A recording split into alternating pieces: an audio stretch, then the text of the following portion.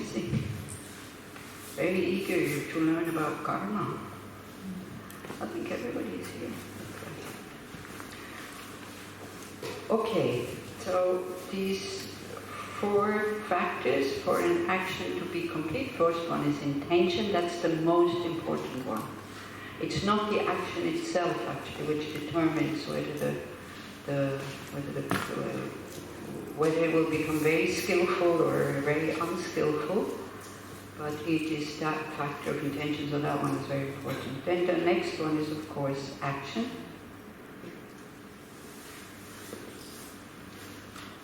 So you do the action. Then the next one that also needs to be present is an object.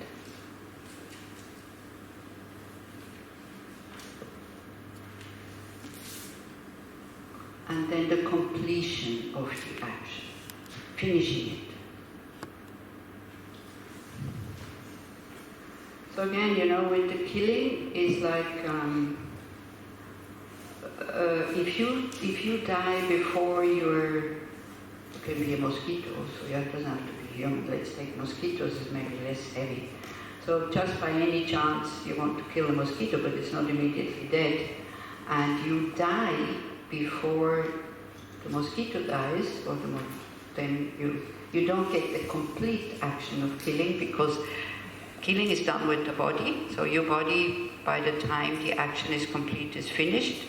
So you still get negative karma, but not a complete one. Why this becomes important, this comes next. Then I will explain. Do you have these 4? Yeah? For an action to be complete. It doesn't mean that if any of these factors are missing, that the action doesn't count at all. Okay? It just means when all 4 factors are present, it becomes a very, very powerful seed. Very powerful potential when all 4 are there. And that goes for skillful and unskillful actions. Positive and negative actions. Because then these seeds have different results. So one of these results is our rebirth. Our rebirth has been created, I would say, by virtuous seeds. Either one very big one or a few together, but virtuous. All of them are virtuous. That's the cause for having a human body. So when these factors are present, it becomes what is called throwing karma. In Hebrew, maybe we help them a bit. Throwing. Okay. Karma that throws you. And that means it determines where you will be reborn not in your next life that comes the next, but in any of your next lives, as long as you're still in what is called samsara. Samsara is what we want to be free from. Samsara means an existence where we are under the control of karma and our negative emotions, especially having these wrong views, but all the others come with it, okay? That is samsara. It's not a place. It's that existence where we are kind of caught up in our wrong views of real existence, true existence, dualistic thinking that whatever is out there, the way it appears to me, that's the way it is, completely holding that as true. You see, we can have an appearance and see it as an appearance, then it's okay, even it appears, How many of you like horror movies? You don't have to admit, it's okay. Just look, admit to yourself inside.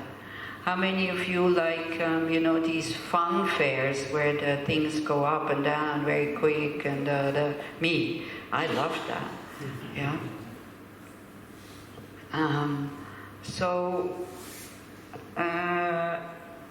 So we see that it's not, there's a horror movie, so there's some reaction. But if you would see how the movie was made, then there would be no reaction whatsoever. It loses once the illusion is gone, the effect is also gone. Yeah. So this is, as long as we believe that what we see out there is truly good or bad, or I don't want, the reaction towards it also becomes either attachment or aggression.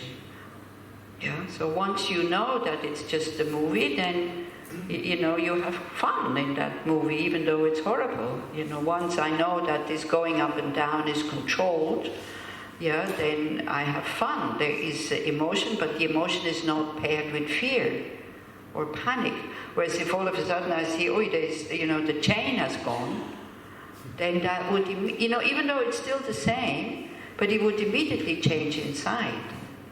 So this is with these wrong views, this is with this dualistic mind. The thing that we think, what we see is true, whereas it is just, it's not a complete illusion, but it's just like an illusion, they say. And we add reality, trueness to it. So when these four factors of intention, there is an object, there is an action, and I complete the action, is present, then it becomes throwing karma, means when at the time of death, in order to be reborn, then we need to have some throwing karmic seed, and if it's a virtuous seed, then it will be something in the upper states. Upper states, they say, there's 6 different realms. If you never heard it, it sounds also a bit funky because how do I know? But that's what Buddhism would say. Like there is different places where you can be reborn. If you cannot relate to other dimensions, you can take this world, An upper realm would be Switzerland when you have a lot of money. Not just Switzerland, Norway, Sweden, whatever. There's a lot of conditions there for you to be comfortable, to be happy. Yeah, still people are not happy and still people feel they're not comfortable, but the conditions would be there. So that would be an upper state. But they call this the upper states. They will call a Gojam, where the pleasures just, whatever you see creates bliss. But then the unsatisfactory thing there is that it fades. As you get older, your beautiful body fades. It's also as here, When we can be very beautiful and very agile, very fit, but then as we get older, it fades and nobody likes it. Is it? Maybe the Tibetans, if they haven't seen you for a while, they kind of go like, oh, wow, you look good, but wow, you've aged. They haven't seen you for 10 years. They say when they see the signs of old age, it's okay. Yeah, they're not, we wouldn't dare to say that to somebody else. Maybe we say it to somebody that we know in common, but not to the person. Yeah. So like this, so in these upper states, like there's a lot of fun and there's a lot of pleasure as long as they're still alive. When they go towards death, it starts to fade, they start to smell bad, they don't experience the pleasures anymore. And this I can feel in myself also. My senses start to lose their power. Yeah, the food doesn't taste the same anymore, I need glasses, I don't hear, the body is not flexible. All this starts to fizzle out. So we can accept it because, it doesn't go away if you don't accept it, it just makes it worse. But we can accept it, and then to see also another thing is you see it as an opportunity, as you said, but also to see that I'm not the only one. It happens to everybody. So when I see how bad my memory is, if somebody else forgets something, I don't get upset because it's the same for them. Nobody forgets things on purpose. But we think they do when it's somebody else, and then we get angry at them. Why getting angry at somebody who forgot something? They forgot it. They didn't do it on purpose. Nobody does. Do you forget things on purpose? Are you happy when you forget something? Do you feel that sometimes people get angry at you because you forgot something? Do you feel that this is justified when the anger goes this way, when the anger is directed at you? Do you think it's a good thing? Do you think, oh, that's good, they get angry, so therefore I will have a better memory from now on? Do you feel like this? No. But when the anger goes this way, do you feel it's justified? Yes. They should have remembered. Why didn't they? As if other people have control over their memory. Yeah, that this is not seeing things as they are. I can see it in myself. I don't have any control over that memory. You know, I can maybe exercise on this. It will still go down, so why bother? Yeah, I got used to it, so that's it. You know, it could be much worse. At the moment, it's still more or less okay. So when I see that this is happening to myself and I see I have no control, then also I stop being angry at others. The instinct of getting angry is still there, but at least I don't express it. Yeah, this is also, in order for the action to be complete, if just anger arises, it doesn't mean that then you have a fully fledged result of anger, because you go and, hey, come on, and then you relax and you let go. So you can be in these very high states. The disadvantage of these very high states is that you don't have a need to practice. And when the need comes to practice not to be reborn again under the control of karma and negative emotions, it's too late, because the mind is not fit anymore. Yeah, it's never totally too late. But the older you get, the more difficult it becomes to transform your mind. I mean, it's obvious. Yeah.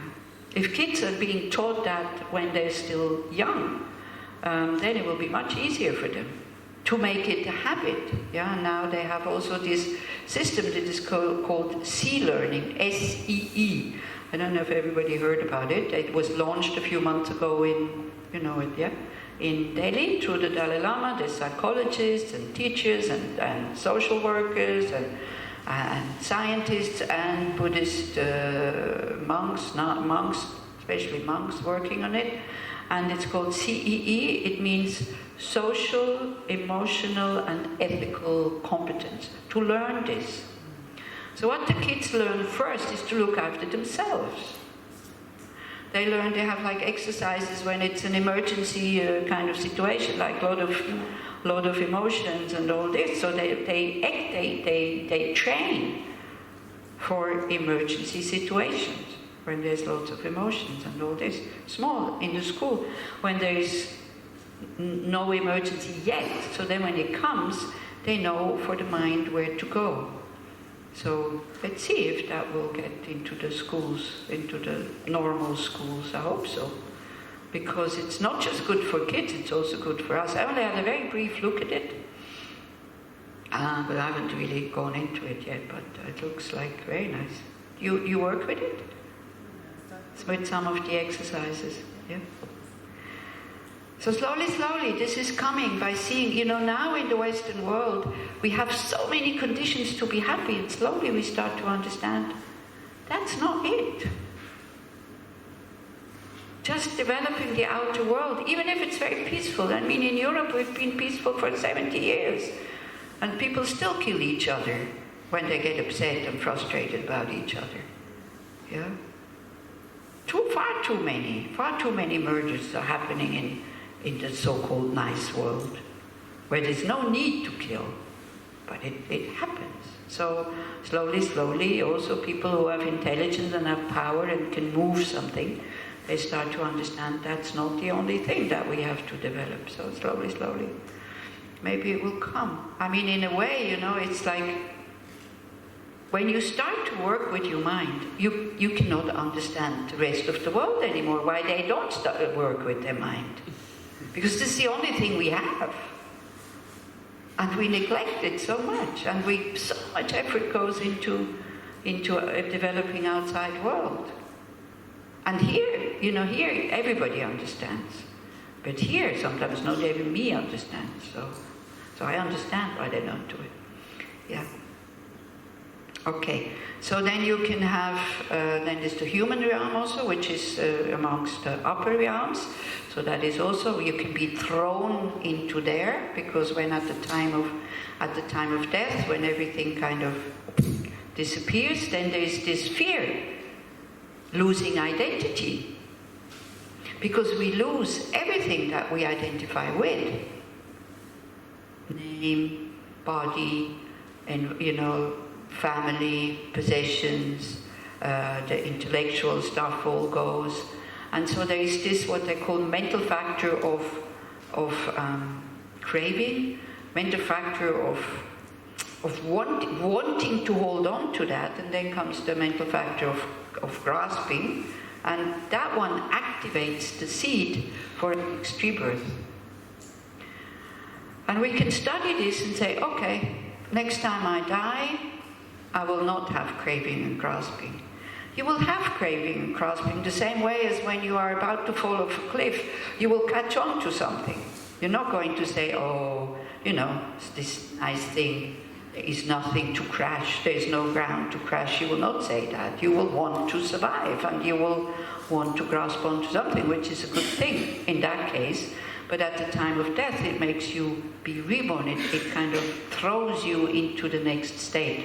And if the imprint that you have been activating through craving and grasping is negative, meaning if you're in a negative state of mind, then you will be thrown into what is called a lower existence, which can be a place where there's only aggression and only pain.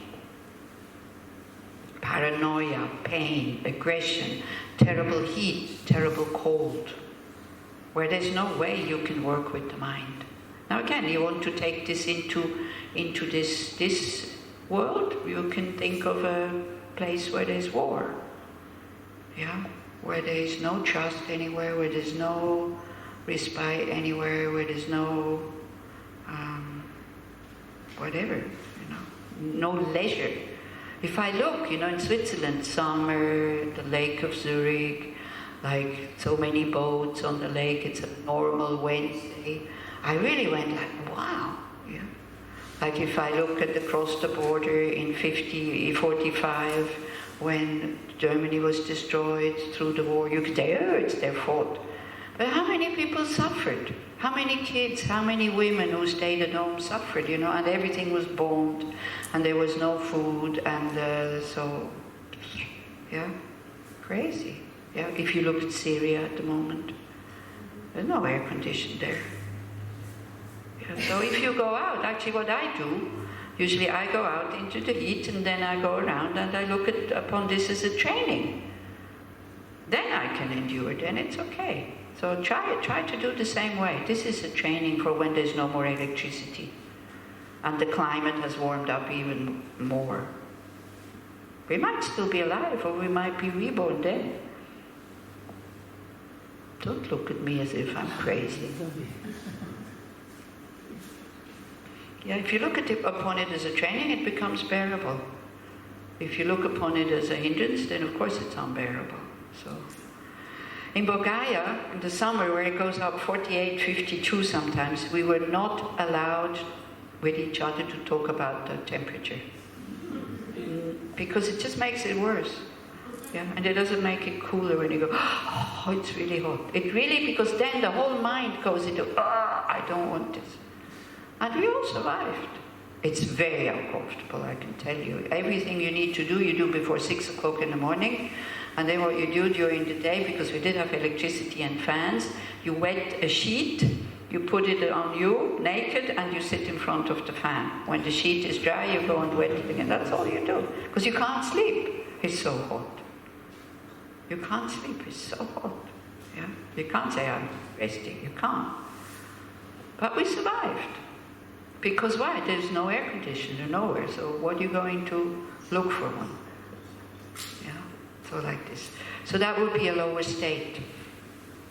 Also, when there's no Switzerland in the winter is a lower state. When there's no heating, up in the mountains somewhere in a hut, and there's no heating, unless you go there voluntarily. Again, it's people go there voluntarily. Never go there. And they think it's romantic. It's like, wow, it's freezing. Yeah, but it's all attitude. It's really all attitude, and we don't really understand it. Okay, so, or like a lot of pain, or there's also places, or it's more states of mind where there's a lot of greed and a lot of attachment. If you look at somebody who's addicted, yeah, no matter what they get, the mind is not on what they're consuming, the mind is, where do I get my next fix? This fear of not finding what they need. So that's called ghosts. The heat, the cold, the pain, the aggression, the paranoia is called hells. If you want to see how they look, there's this picture out there, which we see the Wheel of Life. In the middle, in the hub, there is 6 or sometimes 5 or 6 sections, and then you can see how these beings look. And then there's animal realm. We can also be reborn as an animal due to our karma. And they say to be reborn as an animal is not, the cause for it is not virtuous karma. It's non-virtuous karma. Because as an animal, your mind is very limited. You cannot work on the path to enlightenment. And your habits of killing can be very strong if you are a spider, a tiger, whatever. Yeah. So animals also, it said, create karma, not as heavy karma as we do, because we say, oh, it's just nature, it's unfair. Yeah, but it's like they were reborn there because of negative imprints. So they're not punished. Okay, again, I can see your faces now. It's not a punishment to be reborn as an animal or as a hungry ghost or in the hells. It's a consequence of negative actions. And nobody's there who decides. Yeah, it is your own mind who activates that seed. So of course, if you die with a lot of aggression, that mental factor can make you be reborn as a tiger or as a lion with a yeah. That's the mind state. So you go into such a body where maybe you think, again, not consciously, at least I have a chance to survive because I'll be strong, but I'll be aggressive. I totally made this up now. So, but try to work with it this way so that you see this whole thing is psychology is not somebody who is controlling anything. It is our own mind who goes to these states. Yeah. Or for example, a mind of attachment to things when you die, to material things or to food or to whatever. When you die, that also can make you be reborn because there's the desire is there. So then you might be reborn in a lower state. Yeah. Or have you ever eaten too much and there was still a lot of food, wonderful food there, and you had the thought, wouldn't it be hungry if wouldn't it be wonderful if I would be hungry now? That's the mind. That could create an imprint so that you're reborn in a lower state as a hungry ghost because you're constantly hungry. But unfortunately, there's nothing for you to enjoy there. Yeah. So I tell you, it's not pleasant to hear these things at all. But again, it's also, you can go into, this is terrible, or you can go, oh, good thing I know now I can be careful. Or you can go, I don't want to know about this. And then just continue to do whatever action you want to do, or to really start, this is not pleasant, but I want to work with this. And working with this also then with your habits, it's not easy, and it's painful. I don't know, did anybody do that exercise, going out there and then saying no? Feeling the feeling the unconscious yeah? It's not that, I want to take a cookie. Unconsciously looking and choosing. Yeah? But then taking the one that you think is the best. Good thing that we all have different tastes, because otherwise, things would be left and other things would... So, and then of course, you're not going for the one, unconsciously for the one that you think, oh, this one is probably not good, so I'll take it because nobody else will take it.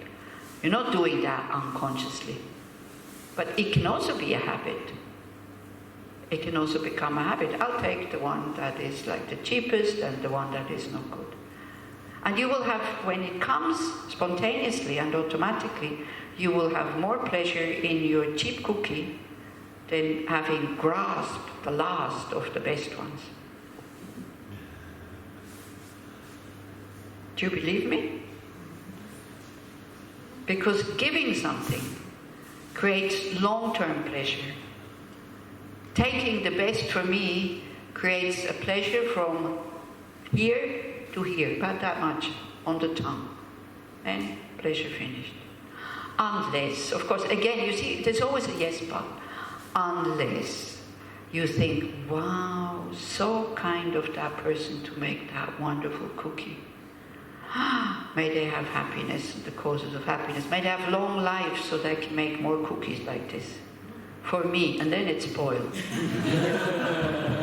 Yeah, this is how quickly we create karma. And this is how we have, with every action, we have the choice to create skillful karma or unskillful karma. If it's just for me, even though it's not harming anybody, but it's, it's very limited, and actually it's, they would say it's selfish, so it is creating not such good karma. Whereas you say, okay, I either don't take anything or I leave it behind, and then see what happens if I don't take anything, When I remember, oh, I didn't take that cookie, I was strong enough not to take it. Yeah. We did an experience once in Tushita, because at that time, now in India also you can get everything, so nothing is kind of extraordinary anymore. So, but in Nepal you could get Snickers, Bounties, and Mars in Nepal. So since everybody thinks that everybody's attached to those things, then somebody brought me a bar of Bounty. And she gave it to me when I was entering the hall on a meditation on attachment. So I just, very carelessly, I threw it on the table, and I saw people's eyes going, wow, Bounty, And it was only the wrapper. I mean, it is so interesting to see what a piece of paper can do to your mind, how the hope or the wrong view that for sure there is a bounty inside. It could from Nepal, it could be rotten, it could be moldy, it could be full of worms, but just the wrapper is creating that reaction. So I said, okay. So I said, okay, one thing, I don't like these things. So, if you bring them to me, I will give them away. But now I said, now we're Tushita, 50, 70 people, something like that. So I said, what shall we do? I said, okay, I'll cut it up. I won't be able to make 50 or 70 pieces, but I'll be able to make 30 pieces out of these two. Bounties have two things inside. So I got a plate, I cut it up, and then I told people after the meditation, then you do. If you want to take one, by all means take. There, these things are there, they are for you. I am not manipulating you into not taking anything. People bring them, they create merit. When they bring them, they create merit when you eat it. So please, eat the things. Take as much as you want, it's for you. Yeah, it's not, oh, I have to be modest and all this. But check what happens. This is what I'm asking you. Yeah, just check what happens.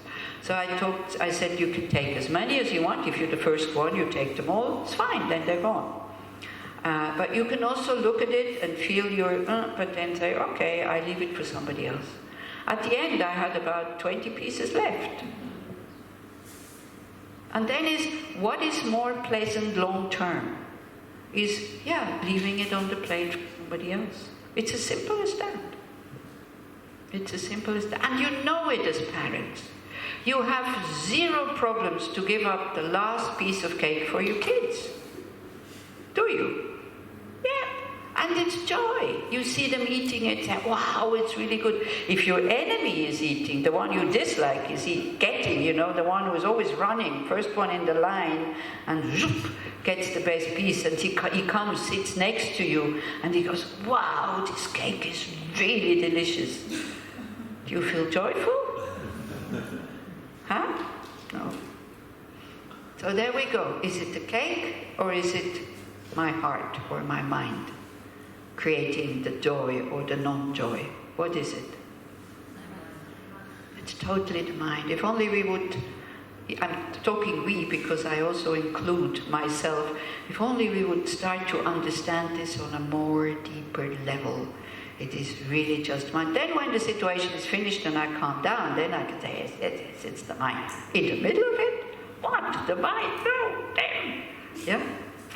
We go like this. And sometimes now, after 30 years of really kind of professional practice, because I'm supposed to do this every day, I start to feel the difference. That sometimes in the middle of it, I feel the arising and I can, and then it goes away. And if that's the only thing that Buddhism is doing for me, good enough. Really. It gives you so much peace in your life by seeing your negative emotions, not suppressing